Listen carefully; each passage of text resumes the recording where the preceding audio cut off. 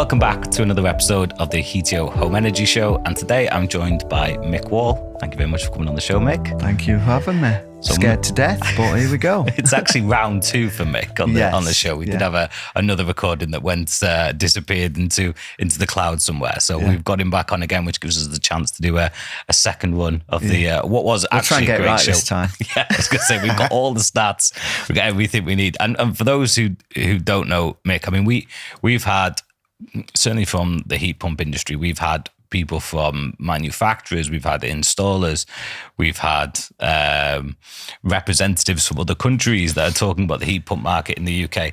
But I think you are the first official homeowner who has gone on this journey from, I assume at the start of this, no knowledge or very little knowledge of renewables, right the way through. 5 years ago, I couldn't tell you what a kilowatt hour was. And now look, you will see at the end of this story the knowledge that Mick has picked up along the way. So in terms of kind of where you started on this, because I think there's a big part that a lot of people think anybody who is any consumers that have renewables on the home, any homeowners that have renewables on their home, must have a bottomless pit of cash, probably live in a mansion, this kind of oligarchs that can afford all this stuff. Do you mind just telling the audience a little bit about you, your family? Who is Mick Wall? So my day job is IT geek at University of Sheffield. This energy and renewables piece is just a side thing of what I am. It started out as a very small side piece of what I am and has grown a little bit. But we're just a family of four, wife and two kids, 1930s semi in Sheffield, 98 square metres, I think.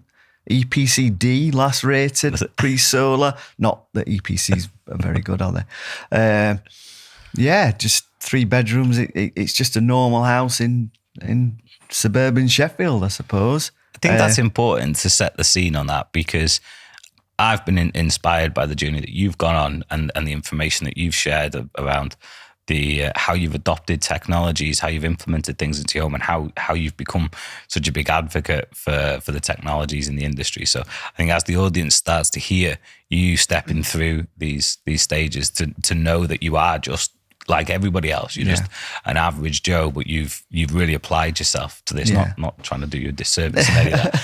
I think it's actually incredible that you've gone on this journey, and you actually with your website and everything else that you've done, you actually share that this is possible. Yeah, that's part of my. Like I say, I'm a geek at art, so showing what's possible and debunking myths along the way has been part of it as well. Is that this technology can work, and it is working. And here's the raw stats. I don't flower anything up. This is what my solar's generated. This is what my heat pump's been doing. And it's all out there. And you can look at it all yourself and make your own judgments on whether you think that's good or bad. But that's what it is. Yeah, and that's warts and all as well. Yeah, exactly. Yeah. So what was your first venture into, or what got you started on this journey? It was solar panels, which was 5 years ago, over 5 years ago now. It was just before the closure of the feed-in tariff system, the old reward payment from the government. By that stage, it was pennies towards the end, because it had started off like 10 years ago at some ridiculous, people are getting paid 60p a kilowatt still now. But I came in just at the end, but it was still enough money to make it worthwhile over the long term. Like before we start, any renewable purchase is not a get-rich-quick scheme. You're investing in your home, you're investing in the property, you're investing in the future. You will not get instant returns on any of this, but it's about that longer term journey. And I think people have to realise that when they get into this space, that it's there for the long term. The generation on the solar is good, but it's like slow, low and slow, if that's a term to use. So I investigated solar. I was told payback would be sort of 8 to 10 years, I think, back then. We've got to remember that electricity rates at that time was 15p a kilowatt. And that's just 5 years ago. And you can see how things have changed over the years with various issues. So we had 5.1 kilowatt of panels put on a 3.6 kilowatt inverter. I maxed out as much as I could on various roofs, pointing in different directions. Thought the scaffolding's up only once. Let's do it as much as we can, because retrofitting after is going to be probably expensive, and you're probably not going to be worth it really. So we put that on the roof. Everything good. Started generating. Started to learn when to turn things on. Obviously, when the sun's shining, do the washing when the sun's shining, tumble dryer. The family buy into this. Right, there's going to be some sunshine tomorrow. Let's get all the washing on. You were looking at the forecast, assuming it was going to be sunny tomorrow. So like, okay, let's schedule a time in the day to, okay. And like the wife will come down with a basket of washing at 9 o'clock in the morning. I'm like, no, leave that till about 12. And then you sort of, as a family, you sort of get into that routine. And were they bought in then? So were they not at the beginning? It was a case of you could wait until midday to do it, and they go, well, then you can do it at midday. Because I'm a geek, I built this little. Out of a little Raspberry Pi, I built this little screen, LCD screen that I put on the side in the kitchen, and it checked how much solar we were generating, and if there was more solar, if there was surplus solar, the screen went green. No, good. And if we were using more than what the solar was generating, it went red. And the wife thought that was the most amazing thing ever. Red and green. It's just so... Yeah, go or no go. Go or no go. Yeah, stop, go. And she loves that. She loved it. But then as the journey continued and bought all this other stuff, I got more complex with dashboards and stuff. And she always harks back to, what happened to that red and green thing? That's the only thing I understood through all this, she said. So... That's it. That's really interesting, actually, because we do as an industry have a bit of a trait of making things more advanced and more technical and more complicated. I think you've got to remember that there's a very small percentage of people like me, and there's a very high percentage of people, my wife, who just want red and green. Yeah. So I think moving forward, that is something that people have to, the manufacturers of apps and displays and whatever, have to bear in mind that not everyone is that geek. The average Joe would quite happily just have the red and green. It would save you a fortune on designs of dashboards and stuff as well. Yeah, just keep it simple, stupid. Yeah, exactly. The KISS theory. So that first summer, fantastic. Some days, nearly 30 kilowatt hours a day generating. Really? Yeah. I take it you went for like 4 months straight. You have this period where it's just amazing. You got more energy than you know what to do with. But I would imagine at that point you're using electric for washing machines, dishwashers, maybe. That was it, really. A little bit of lighting, maybe. When you look back at the stats, I was generating all this, but in reality, a washing machine, a dishwasher, a tumble dryer is this. So, and do you see that? I mean, that stays pretty constant throughout the year, isn't it? They call it this base load. Your base load, yeah. You just, regardless of, it might fluctuate a little bit in summer and winter with maybe the amount of time you have your lights on and stuff. Yeah. But that load. Did that play into your mind at all when you were making that decision on the solar? Were you thinking for the future, or were you very much thinking? Oh no. If I know what I know now, I'd have maxed out even more. I'd have tried to get more panels. I'd never in a million years envisaged all the electrical items that I would end up with. Yeah. Which is why anyone who comes to me now and asks for advice on solar is go as big as you can, get as much as you can, biggest inverter you can, even if you have to apply to the local district network operator, the DNO, get as big as you can. It's one off, and no one has ever said, you know what, I think I put too much solar on my roof. Yeah, okay. Because you will end up using it. The way things, the way the things are going with the electrification of everything, you will use it. Yeah. And if you don't use it, you can sell it back. But we can come on to that later. So the first couple of summers, fantastic generation, more solar than I knew what to do with. And then your brain starts thinking, well, I'm at work all day. So I'm looking at my app at work going, we're generating all this thing, wife's at work, kids at school. It's all just doing nothing. And then you come home, 5 o'clock, sun's gone down, there's no solar and everything gets switched on. You're like, well, you've done an amazing thing for the national grid. You've actually generated a load of electricity for everyone else to use. Yeah. But then I guess you would have been getting paid next to nothing. I get paid next to nothing on the feed-in tariff. So what's next? Batteries. So by storing that generated energy, so when you do come home at 5 o'clock and you switch everything on, you've got access to that stored energy. Again, it's a long-term investment. They're not get rich quick. They've got lifespans of 10, 15 years, and it may take half of that to get the rewards back for it. But you're using all of what you've generated, self-generated. So it's not get rich quick, and it's not an instant return on investment. But as in, you know, you've got to wait that period.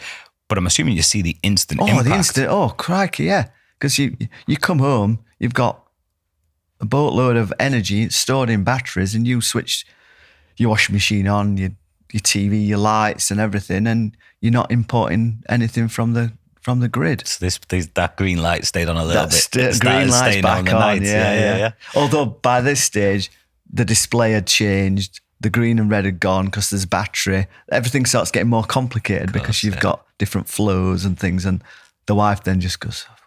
So because I suppose what you get into is the point where you just want that green display. There is clean, like low cost, free electricity available. Yes, in the home, regardless of whether it's in a battery. But the integration and all that comes more complex. Okay. So the batteries, fantastic addition. Did you go the same with the batteries you did with solar? You went as big as you? No, I started off small. Dipped my toe. Bought the inverter and bought 2 batteries, which I think got me to 4.8 kilowatt hours in that first purchase. So it only took about 2 weeks to realise that I wanted more. Well, I was going to ask, did you, considering kind of how, obviously you're monitoring your solar and you're monitoring your usage, you mentioned that some days you were generating 30 kilowatts. I'm assuming, you know, that obviously you wouldn't get that all year round. In the winter months, you're going to get less. But did you know roughly what your daily electrical consumption was? Back then, pre-electrification of everything, probably some days 8 kilowatt hours, sometimes 10. Yeah, so not much. Yeah, because back then I'd got no electric cooker, no EV, no heat pump, it was basically the most unelectric. I was probably the worst person to buy solar at the beginning because I had so little electric devices to make use of it. But that's probably lots of people. I would say you're probably in there with 80-90% of homes in the UK. Yeah. So you can understand. Everyone's got gas combis, gas cookers. You create a solar panel that generates natural gas and you're on to a winner. So 8 to 10 was your kind of daily average. Yeah. Before that, looking back at the stats, And then you put your battery in, and that was your first one. 4.8. Yeah. So it's taken a part of it, and then I'm assuming. And then obviously with your solar as well during the day, that takes bit care of the base load, and the rest goes into the battery. Understood. So then, you're still going to try and get some usage in the day, but you're going to chat, and then things like lighting and stuff like that of an evening, powering your TV. Covered. That makes sense. And there was some days, even with 4.8 in the summer, with long days, sun comes up at 6, sets at 8, 9 o'clock. That 4.8 would get you all through the night until the sun came up again. So you were still, even in that situation, still maximising the when it's generated off the roof, I'm assuming it's still the best thing to do is to drive that straight into whatever, into your, if you can turn on an electrical item when the solar is generating, it's better to do that than put it into the battery and then take it off. Yeah, later. Yeah, there's a small loss from putting it in the battery and taking it back out. So you want to get, if it's solar's generating, you carry on, you're still incentivizing people to turn on washing machines. And your system does all this automatic. So the order of things is solar first. Can the solar meet the demand in the house? If it can, great. If it can't, can the battery supplement that? So say you got 1.5 kilowatts in the house, solar's generating 1, the battery will pick up the 500 watt shortfall, everything's good. If then the demand goes up to 3 and you're only generating 1, the battery can only help with 1, then the rest comes from the grid. And it's just this order of things. So yeah, makes sense.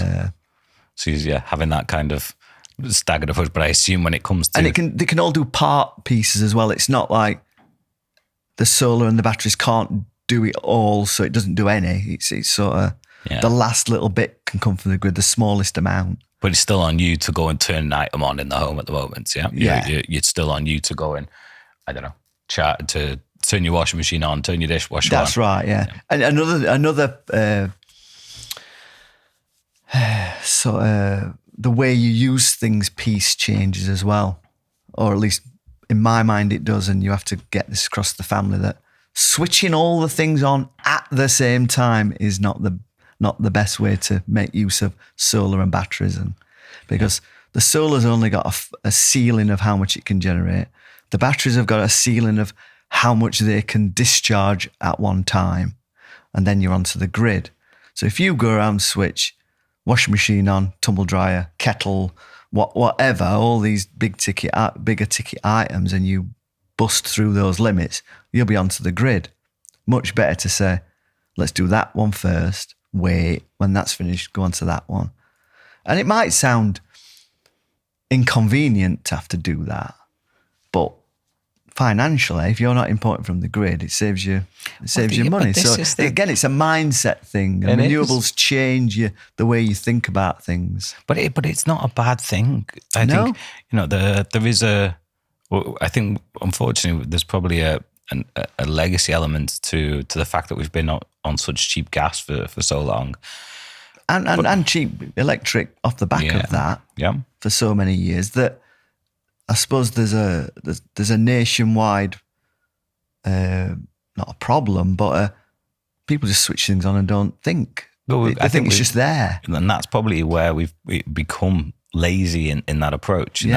Because it was such a relatively low expense. Yeah, it's like a low cost commodity, and it didn't matter. So you could waste, or you could just turn on what you needed as and when you need. And having solar was the first thing that got me thinking about what does it cost in terms of electric kilowatt hours, but also the financial cost of running that device. Well, and I would guess there's a significant difference, and that's probably what we're seeing now with prices starting to go up.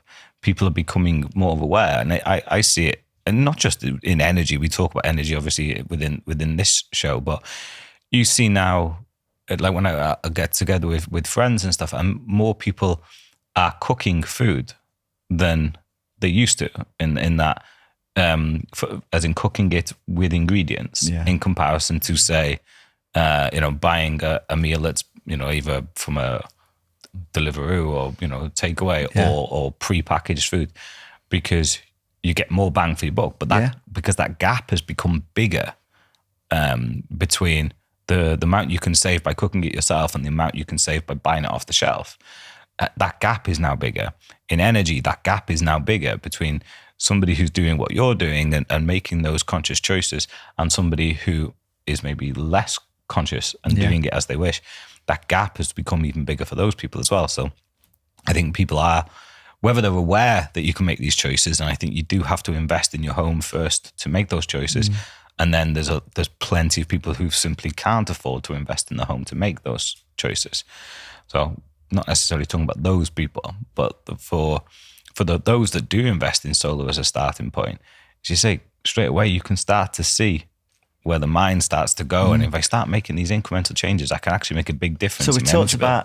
about 8,000 kilowatt hours being my annual usage in that first year. The solar that first year generated 4,400. So like 50% of my electric that we use was Solar generated 4,000 or the solar? Yeah, solar generated 4,000. But how much I made use of it was very little because I got no devices to. Of course, I see. So the 8,000 was you mainly using it of an evening maybe or at night. Okay, I see. So that gets you year thinking, 2 was when you really started. Yeah, then you bring the batteries in and then the ratio changes. And then the years go on and you buy more electric devices and the ratio swings your way even more. Yeah. So after the batteries, I added another battery. I think that took me to 7.2, I think, which helped out again. Swung things in my favour again of storing what I could generate and then use later. But then you're still taking a step back going, I've got all this electric and what am I going to do? What can I do with it? Yeah. And then we decided to get an EV. So that was the next thing. So for those, electric vehicle, yeah. You're in the trade now. That's what I you know. I use use all these acronyms. I have to be careful. I hope one of my strengths is that I can dumb things down for people. So please do tell me if I'm not. So yeah, myself and my wife decided to get an electric vehicle. One of the fully electric. Fully electric, yeah. Okay. And part of that was because we'd read about a My Energy Zappy charger that can take surplus PV, so any solar that would be destined for the grid, and divert it off to your electric vehicle. So you were still, in that case, you were still getting, even though you had your batteries in the home, you were still getting excess energy. Yeah, all through the summer was like I said, still more than, the battery could be full by 11 o'clock in the morning. Really? Yeah, it's just... And if you're not using it, then it goes back to the grid. So what else can we do to use that? So at that point, then your battery's full at 11 o'clock.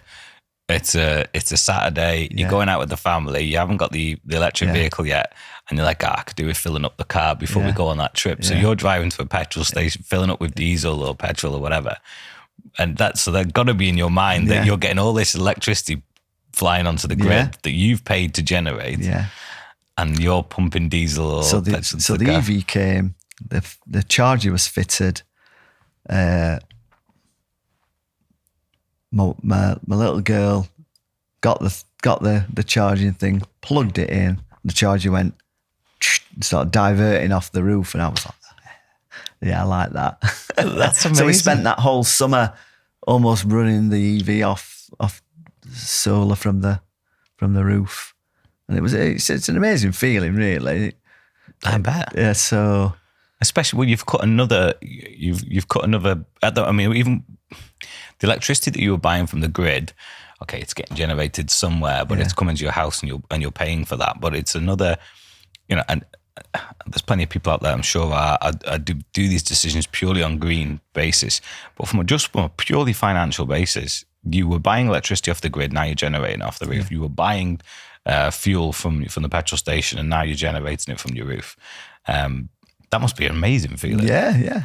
And good on the pocket, I guess. Oh, as well. Absolutely. It's my wife who drives the EV more than I do, and she had to go to the petrol station to get some. I don't know. She had to pop in for something, and she said to me a couple of weeks ago, that's the first time I've been to a petrol station in 3 years. Really?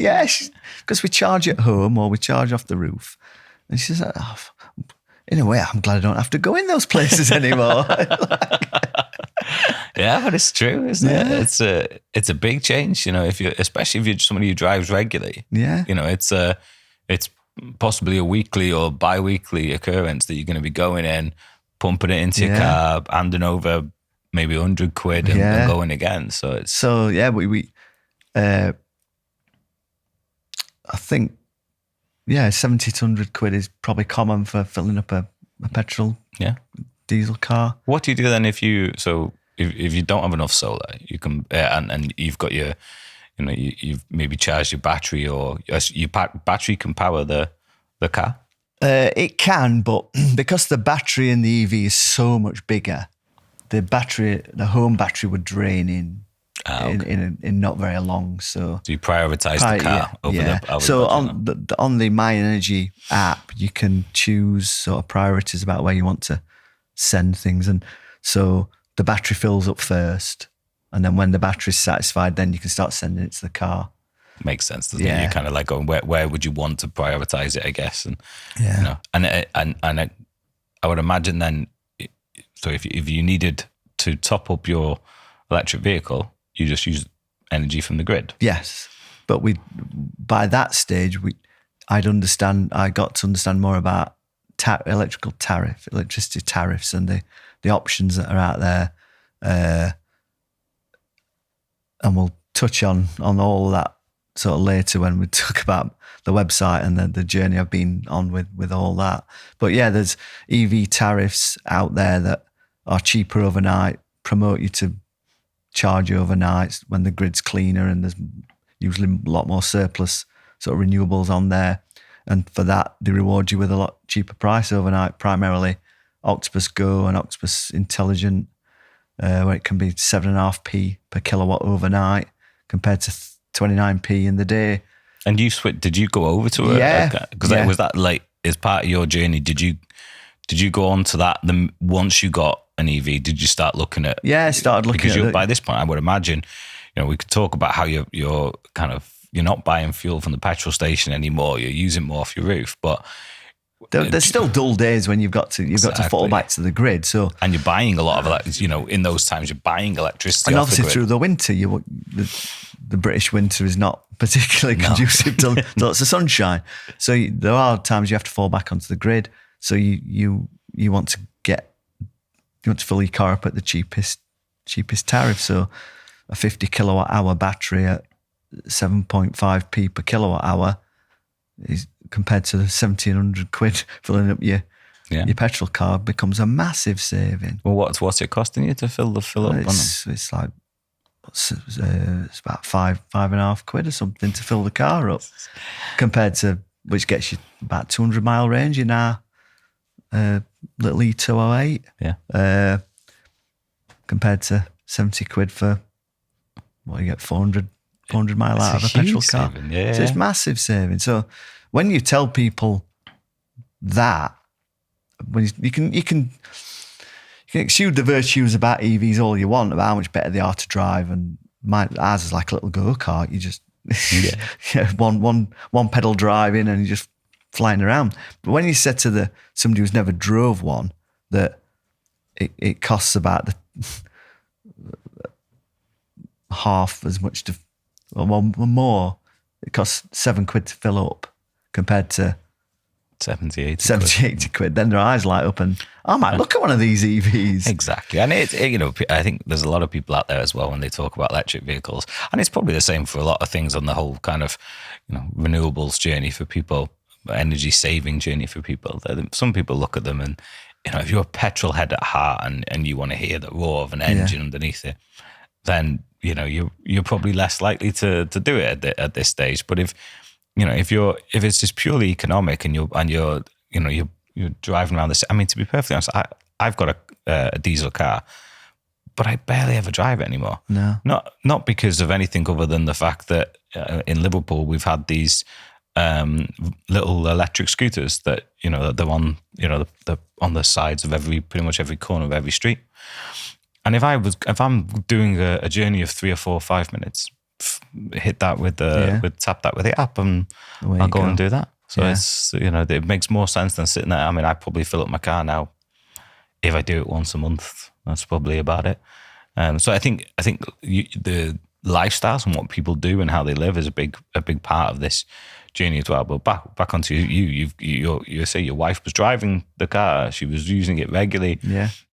200 miles on a full charge. That's a good range, and that's sufficient for her to. And it was mainly just commuting and working as a nurse, going out visiting patients, and it was fantastic. Just and she would, hand on heart, she'd said you'd never ever go back to a petrol car now. Must be a great feeling. Yeah, and when she hands me the keys, I'm like, well, I'll take it.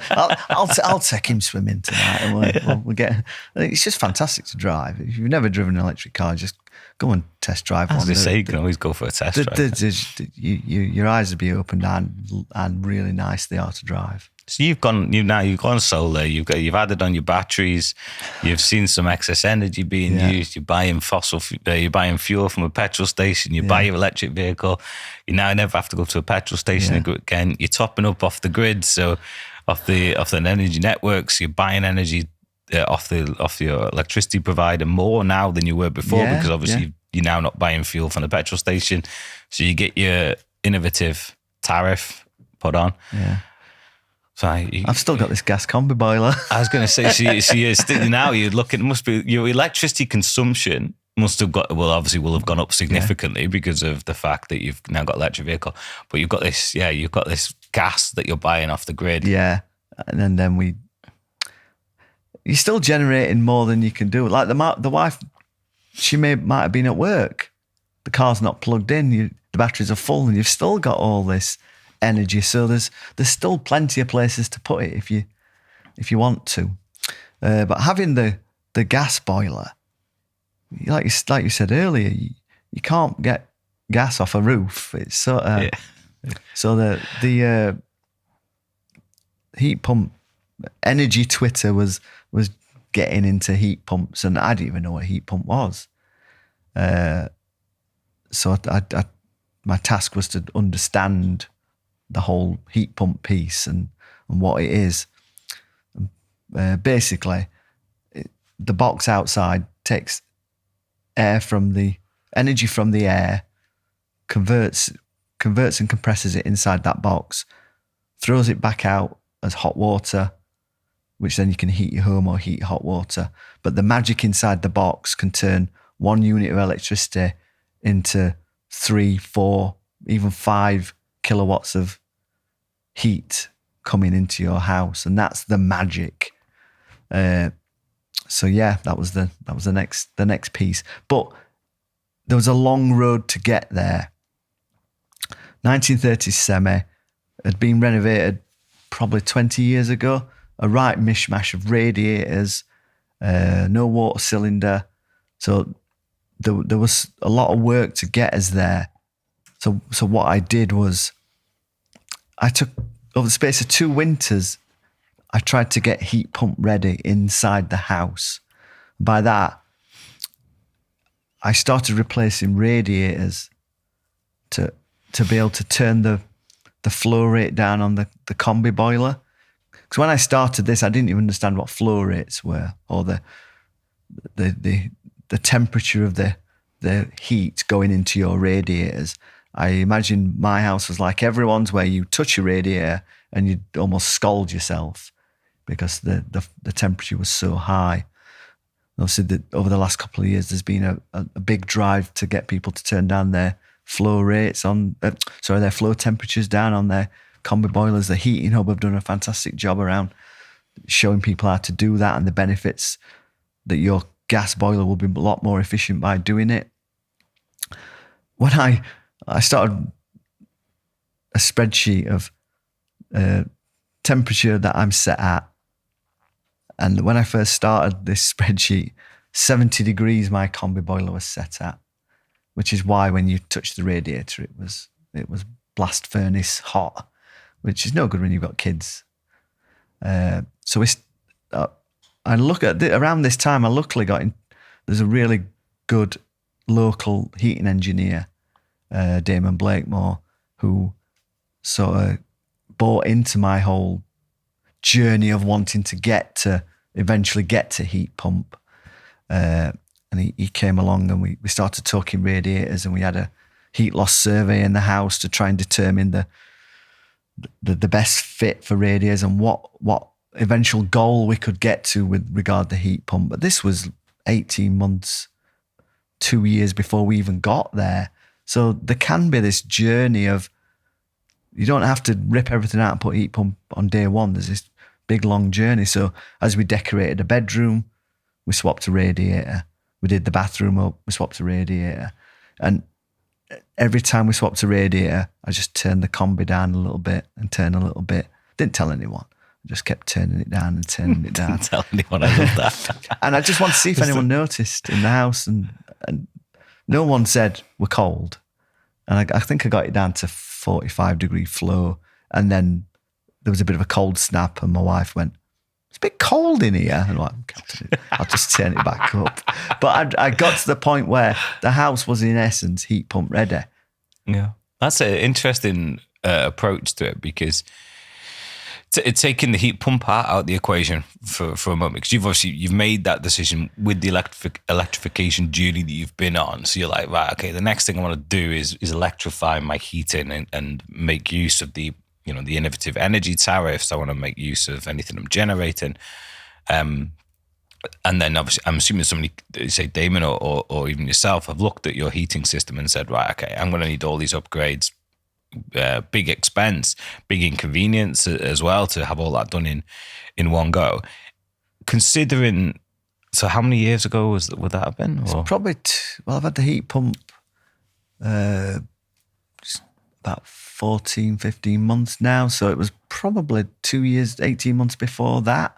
So did you, okay, yeah. So, because there was, until very, very recently, there's been this kind of, mindset, certainly in the heat pump world, which is,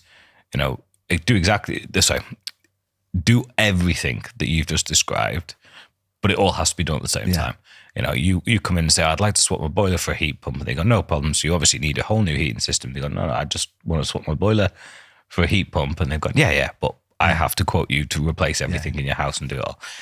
So I assume working with Damon, you would have said, "This is all the work that's needed, understandably, to get to an efficiency level." To get what and that's a point. Myself and Damon agreed that we wanted the best efficiency we could possibly try and get out of my 1930s semi. Again, I'm all about debunking myths and all that, so it had to be. Can you get to that? What can we actually get to? But the journey you went on there, then, so you were making those upgrades to the home, which again, it regardless of whether anybody's had solar on the roof or they've had a battery or an electric vehicle charger, you would recommend anybody now, especially with energy prices as they are, start turning down your boiler. Yeah. Get it operating more efficiently. If you are doing some decorating in a room, oversize the radiator when you replace it, make those upgrades as you go. But if somebody came to you now, considering that journey that you were on, and said, "Here's a grant, £7,500. You can have a heat pump fitted. You could be off gas tomorrow." Yeah. And then you make all those upgrades periodically. Yeah. Would you do it that way around? Because at the time, I'm wondering whether. I think the grants changed things, hasn't it? Luckily for us, the grant came along towards the end of our journey. Because obviously before that, it was RHI. Did you get funding under the renewable? No, I didn't get the RHI. I got we were ready when the boiler upgrade scheme first announced the 5,000. Okay. So you got in the first round. That first tranche. For anybody who doesn't know, there was a previous scheme that ran up till about March 2022, I think, called the Renewable Heat Incentive, where you would buy this equipment, you'd have it installed in your home, and then you would receive funding towards that installation over a period of time. Yeah, so you had to find the outlay, but then you got it back over the years. And it was directly linked, wasn't it? The more efficient the system, as it was designed, the more you got. Yeah, and it was all roped into your EPC, which are terrible anyway. But I think that legacy that was left over from that, because that was always about the more efficient the system is designed to run, the greater the level of payment you got. Yeah. Whereas under the boiler upgrade scheme, it doesn't seem to matter. It just has to meet, is it 2.8 as a minimum? Which is terrible. Yeah, exactly. It can do, but what it does create is this opportunity now where somebody could come in and design a system in a let's say this was very much a planned purchase for you. Yeah. Whereas at the same time, if your boiler had broken and if you'd been in a distressed purchase situation, looking at the stats, there's 1.7 million boilers fitted every year in the UK. 50% of them roughly are done in a distressed purchase. So in that situation, if somebody had come to you and said, yes, you've got these plans to make these periodic upgrades and these replacements, you go and then get yourself ready. What about if your boiler broke and somebody turned up with a high temperature heat pump, i.e. a heat pump that could service your home as it is now, but you still had the same opportunity to make those upgrades over time? Later, yeah. Would you have done it? I suppose I suppose you would, but the grant has skewed everything. Now the grant's $7,500. Yeah. There's a hell of a lot of money that you can get to do all this stuff at once. Yeah. And I suppose the way I did it probably cost me more money because I was making radiator changes outside of any grant. Yeah, you were doing all those things, and then Yeah, so it's just interesting. We had a but there's nothing to stop you though, is there, Simon, saying, well, the grant's 7.5. What can I get for the grant right now that gets me on a heat pump, and then I can make the changes myself? Because a heat pump install and 9 rads is very unlikely to get under the 7.5 is it? No. So what can I get now? You might get the heat pump, the cylinder, and 2 rads for 7.5 That's so maybe, the trick, isn't it? So maybe go for that and then make those changes. Yeah, so you've got to build, because that is a part. Especially if you've not got that disposable income to throw another couple of grand. And if you're only looking at a replacement cost for a boiler, so that point where it hits you, especially if it's a distressed purchase, it's not planned. You weren't expecting all of a sudden to have to shell out, £2,000-3,000 or whatever. Yeah. So, but we recommend that to all our customers, just to say now, maximize what you can afford to do now, because it's better to do it at this time. Zero VAT, grant, exactly. all these things are there, and you've got to get the minimum in to cover yourself for the grant. Yeah. So then what we're seeing is, you've got to get a hot water storage system of some kind into the house. So when you take the cost of the heat pump, the installation of the heat pump, the decommissioning of the existing boiler, the installation of the hot water system, as you say, there isn't much room there. What we tend to find is that is pretty much the cost of installation. Then you've got, your margin on top of that. You've got some upgrade work to do. We're seeing it typically around £11,000. Then you knock $7,500 off for the grant. Yeah. So customers paying, say, anywhere between 2.5, 3.5, depending on the size of the house. Which is comparable to just having a distressed Combi boiler. Yeah.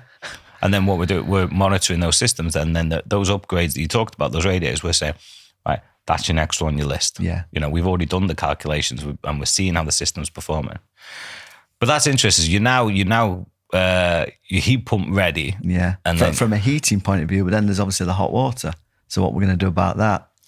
So, because you had a boiler you had a Combi boiler, which for those who don't know, it's a boiler that produces instantaneous hot water. Instantaneous hot water, as much as you want for as long as you want. And that is 80% of homes in the UK have one of those boilers. And for almost the whole of my adult life, I have owned a Combi boiler and just assumed when you turn the hot tap on, hot water came out. And I didn't know how it did it or where it came from. And along with probably 80-90% of the population the same, because you don't need to worry about where it's stored or where it comes from. It just produces it like that. Yeah. But the journey to a heat pump and a water cylinder is just a complete game changer about how you generate water, having to store water, that it's not infinite. There's a finite amount. And then shouting at the kids for taking 15-minute showers and stuff is just welcome to my life. But there's the difference there when you say there's a finite now because you've got to charge up a store of water, which is the way life used to be before Combis and stuff like that. And I'm sure nobody's going to be wanting to sat there thinking, Jesus Christ, I'm going to have to be knocking on the bathroom door telling everybody to hurry up.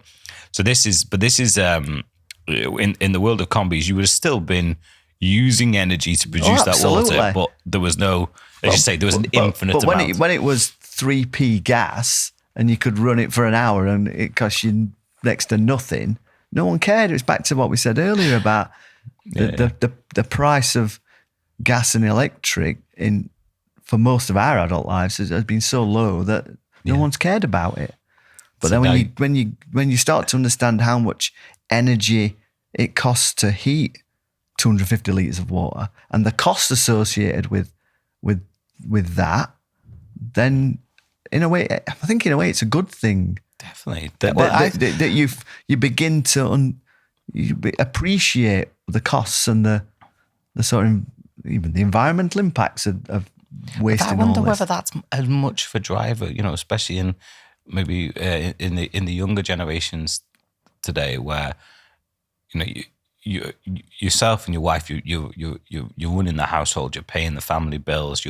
It's a financial aspect there as well, and I'm sure secondary, the environmental. But for a lot of younger people today that maybe haven't had that experience of taking on the bills, the environmental aspects, whether they've learned it through school or through the changes in the climate and how much goes on and all that stuff. A lot of people there from an environmental perspective, and that whether that's enough to change habits in people. For instance, how long somebody would want to use it, have the shower for, but it's a factor, isn't it? They might be, hey, Dad, why are you knocking on my door when I'm trying to have my shower? You've gone tight with your money. Yeah. The reality is that from an environmental impact, it's a big difference in doing it this way.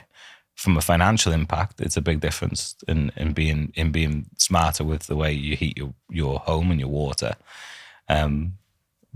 But ultimately, times have changed when it comes to electricity prices and energy prices in general, which, say, if you're running the household, you're going to be the one feeling it. Yeah. So as part of the My Heat Pump Ready program was we will put the cylinder in ahead of the heat pump, and we ended up putting it in sort of 9 months ahead.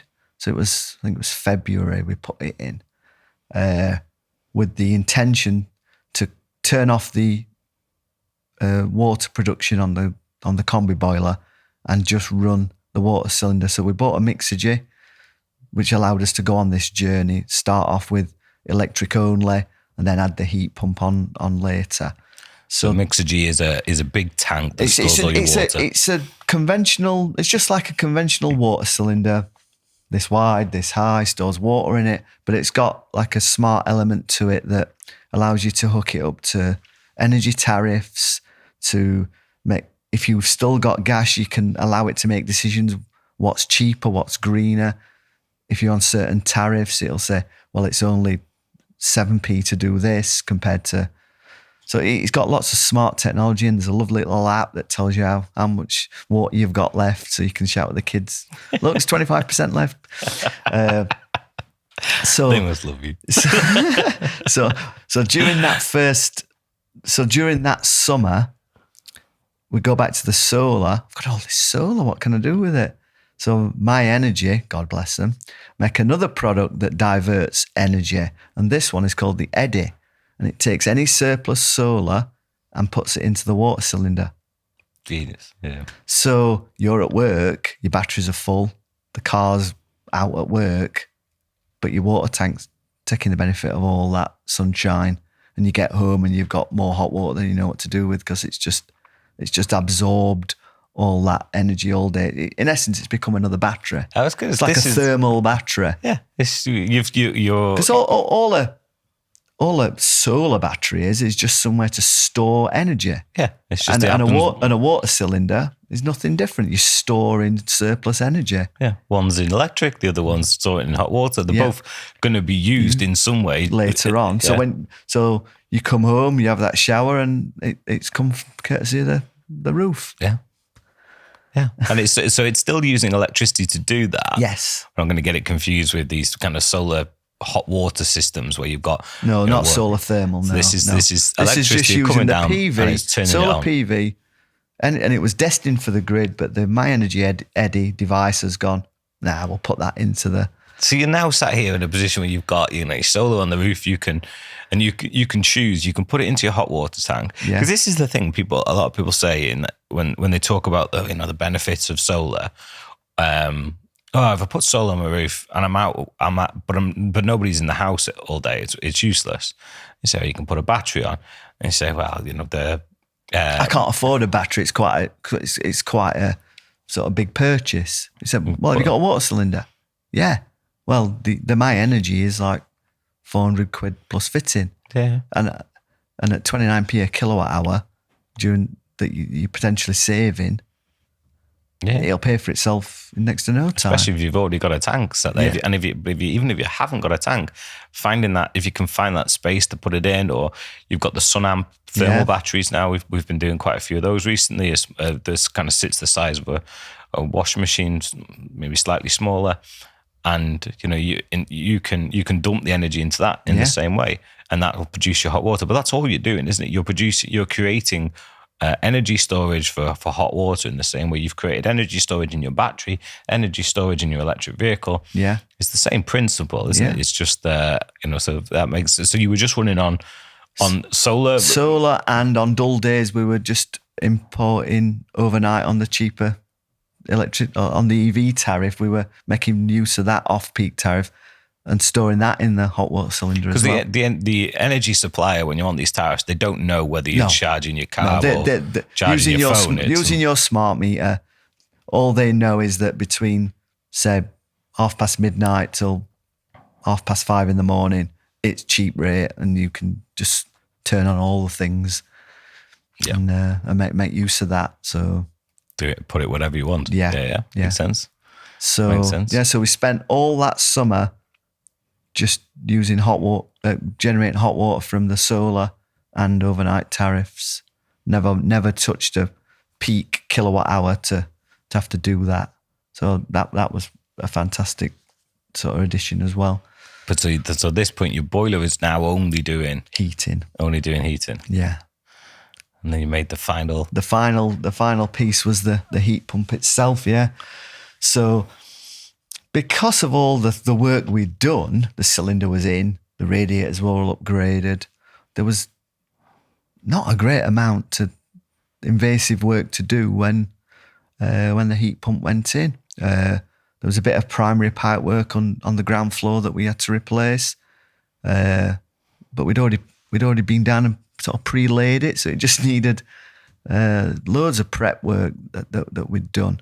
So when it came to the heat pump, it was in and out in no time to get that up and running, and the Combi boiler was out in the garden. But that wasn't wasted though. Someone did take that off me, and it is in use. It was still working. It was 6 years old, I think. So it got 6-year-old Valent, and funnily, it was a 32 kilowatt Combi boiler. So massively oversized. And my heat loss is 5 or something.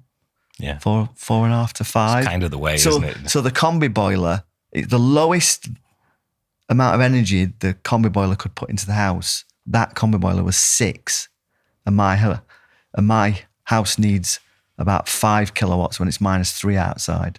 So it was oversized, even at like -5 outside. But that's a whole episode, I imagine, on house sizing and stuff that someone could have a good conversation with you about. I'm sure we could tear to pieces. But yeah, there's just been this thing about just throw. I remember when that boiler went in, it was a distress purchase. The old one had gone. Local installer came round. He says, let's have a look what you've got. Oh, I think it was 26 kilowatts. And he says, we've got this one, this 26 or this 32. Which one do you want? That's me. I have no idea. He went, we'll just put 32 in just to be sure. And I think that's just we'll just put the bigger one in just to be sure. And there's also a big thing where a huge kind of gap in terms of training. Oh, absolutely. It was kind of like the whole idea of sizing a system for somebody's house kind of went out the window because there was no need to do it anymore. No. The technology had moved on to such a point where nobody had to think about that. So whether the 32 or the 26, probably thought, well, I don't know. I couldn't stand even tell you what this house is, so I may as well put a 32 in to be safe. No, the training element is a cost difference and stuff. Piece. There wasn't much between them. Oh yeah, he even showed me the prices and like 50 quid or something. And I didn't know any better. I thought, well, I'm getting another 6 kilowatts for 50 quid. I'll take that. Yeah, fantastic. Interesting. So the heat pump went in, the Combi boiler's gone, and now we're running, because it was October it went in, so there was still some sunshine. So from like day one, the solar was heating the house so for every kilowatt into the heat pump, or being generated by the solar, we were getting like 4 kilowatts of heat out of the heat pump into the house. Jesus. So this magic box just takes that solar, puts heat into the house, and it's magic, yeah. And this, so I mean, anybody listening to this now, and we've definitely seen people comment around this kind of stuff on our social media feeds. So that you've at this point now, have you electrified essentially your whole home? Almost. What's missing? Up until 3 weeks ago, we had a gas cooker, full 600 wide gas cooker. Oh, really? Yeah. Oh, so you still have the gas meter? We still had the gas meter, and that went 3 weeks ago. We couldn't risk doing it before Christmas. Of course. Because we can't ruin Christmas dinner with a new cooker that we don't know how to use. That'd have been too far. Yeah, so we waited till the new year, and then... see, it's gone. The gas cooker's gone, so we're on an induction cooker now. Are you waiting for the meter? I've contacted Octopus, and they will happily disconnect your gas meter for free and so you don't have to pay those standing charges. So that's the plan. That'll be the fight. Wow! So you have fully electrified the house. But how long's it taken, Simon? 5.5 years from not knowing what a kilowatt hour was to electrifying everything to get to that point. And there's going to be a point in the story. I mean, I don't know if you're willing to share. Do you have a rough idea in your head what that's cost you to do that? Crikey. Do you prefer not to know? The wife don't want to know. No.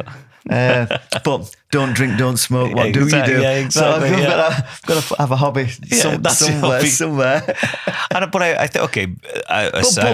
But someone will then argue, but what's the return on investment in all that? I'm like, well, my kids said, Daddy, what are you doing? How are you helping with things? I can turn around and say, well, we did all this stuff. And as we said right at the beginning, the return on investment is not quick with renewables. You'll get money for generating solar and you can sell it back to the grid. But at the same time, you're saving a lot of money by using it in your own house.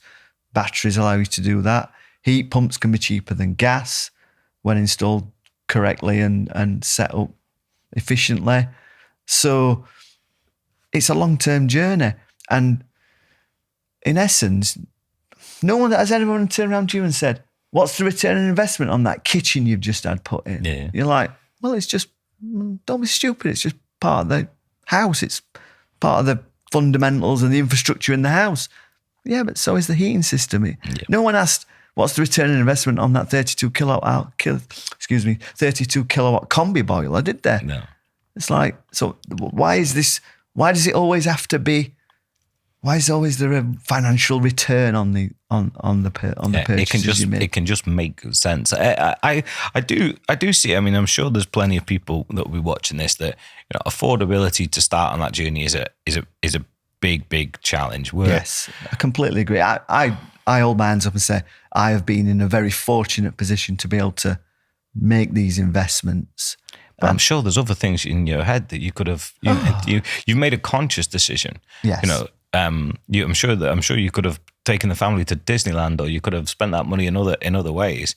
But you've made a conscious decision to invest in the house and put that money into it. So it was in the press last week. We were launching the Energy as a Service solution, which essentially will take everything that you've got there. So solar, PV, heat pump, battery, fit it onto a home at no upfront cost whatsoever.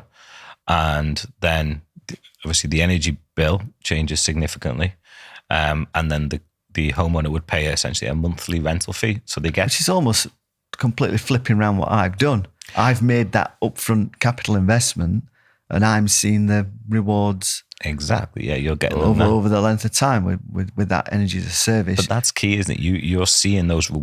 You've made that investment, and now you're seeing those rewards. Yeah, it's gonna the repayment time is gonna take a while to get there. And what energy as a service does is essentially take that repayment and put it with a lender, essentially. So Heatio as the lender, we have to wait that term now. We all have to wait the period, and we get a return on that investment as we wait that period. It's a lot easier for a business to do that than it is for a homeowner maybe that doesn't have that money to deploy. But somebody in that situation, they would be able to essentially have all that equipment installed in the home, make that journey in one fell swoop, if you like, and then instantaneously, the energy bill comes down, which is what we spoke about earlier. And then they pay a supplement on top of their reduced energy bill for having this technology in the home, but they're still making 20-30% saving on their energy bills. They're still going to be in a situation where they've got energy security for the future. But ticking green boxes, they're doing the right thing by themselves and family and whatever. And it should increase the value of the property and things like that. But I was going to ask, there must be so you must have seen, if you were to take your energy bill over the last year, because electricity prices are what, 30? Yeah, about 29p into 30p or something a kilowatt hour. So what do you know roughly what your average electricity, what pence per kilowatt hour you've been paying, considering? I did a quick look back in 2023, the whole of 2023, and I got it down to 14p across the whole. Everything you bought? Everything I bought. But remember, you've generated a load of them. So rough figures, you consumed around 10,000 was it 10,000? Yeah, 10,000 kilowatt hours. 4,000 of that solar generated. So I only had to buy 6. 75% of what I purchased was off peak due to the tariffs, scheduling hot water overnight, charging the EV overnight. So making those big ticket items in cheaper times. There's payments that came in from generating the solar, which people can get from selling their solar. The alternative now is selling solar back to the grid, which some people are making huge sums of money during the summer. And it came down to my electric bill came down, all in all, was including standing charge, which is 50p a day, I think, £185 a year. So the electric only part of it was 400 quid for the whole year. That's heat pump, 10,000 EV. You're about 4p a kilowatt then? For heat, yeah. But if you've 10,000, yeah. But that 10,000 at 29p would have been nearly $3,000 worth of electric. But this is one thing, and there's is it Roger Bisbee, the skill builder? Roger. He got up and he was like, look, heat pump people make this very complex. I'm going to do you a really simple mathematical equation to show you that heat pumps aren't worth the money. And pence per kilowatt hour of electric, pence per kilowatt hour of gas, typical efficiency of a heat pump. And it was, you divide one by the other and you got to the point where it was similar running cost to a gas boiler, but costs you much, much more. And it's that part that the people that understand the technology and have done what you've done, you're not dividing the actual cost of 29p divided by a heat pump performance of 3.5. No. You're doing 14p by 3.5, and then the game just completely changes. Exactly. And then you're adding in your stuff you're generating off the grid and battery storage and the solar that the months of the year when your hot water was free, you heat for the shoulder months. I'm going to use it again. The shoulder months, the sort of September, October, November, when there's still quite a bit of solar, and then into February, March, April when the heating's still on, but there's still a lot of generation. You can be heating your house off the rooftop. Yeah. So there's all these times when you're not purchasing that electricity to heat the house. It's just an amazing combination. But you're there now, isn't it? You've got all the technology in now. You're and thankfully. And this is something we're going to touch on in the next episode.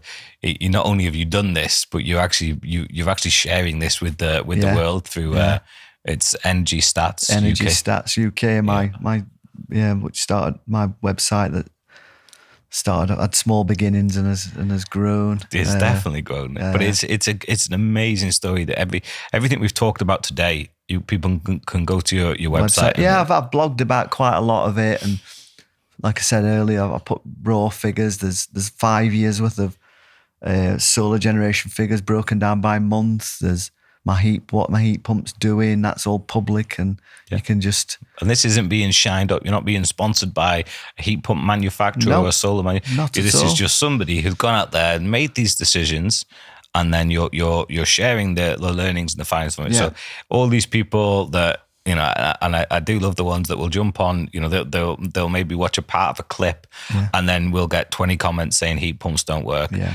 It's fine, but the reality is it's people like yourself who are sharing real-time data that are talking about this stuff and showing how it works. So we're going to talk a bit more about Energy Stats UK in the next episode.